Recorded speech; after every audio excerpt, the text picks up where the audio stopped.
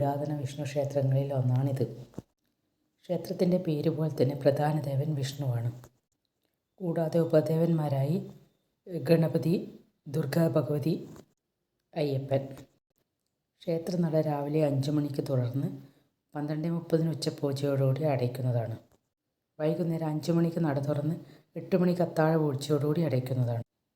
പ്രധാന വഴിപാടുകൾ: വിഷ്ണുവിന് വിഷ്ണുപൂജ, പാൽപ്പായസം, താമരത്താലം ഇവയാണ് പ്രധാന വഴിപാടുകളായിട്ട് ചെയ്തു വരുന്നത്. കൂടാതെ വ്യാഴാഴ്ച ദിവസങ്ങളിൽ വിശേഷാൽ വഴിപാടുകളും നടന്നു വരുന്നുണ്ട്. ഗണപതിക്കുള്ള വഴിപാട് ഗണപതി ഹോമം, കറുകമാല എന്നിവയും ദുർഗാ ഭഗവതിക്ക്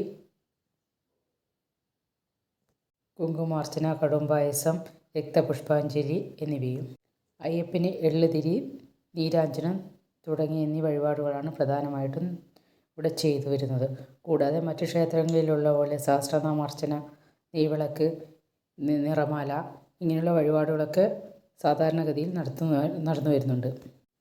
ഇവിടെ എത്തിച്ചേർന്ന എല്ലാ ഭക്തജനങ്ങൾക്കും അന്നദാനം നൽകുന്നതാണ്. ഇവിടെ എത്തിച്ചേർന്ന് ഭഗവാന്റെ മുന്നിൽ പ്രാർത്ഥിക്കാൻ നിങ്ങൾക്കും ഒരു അവസരം ഉണ്ടാവട്ടെ എന്ന് പ്രാർത്ഥിച്ചുകൊണ്ട് നിർത്തുന്നു. ലോകാ സമസ്ത സുഖിനോ ഭവന്തു.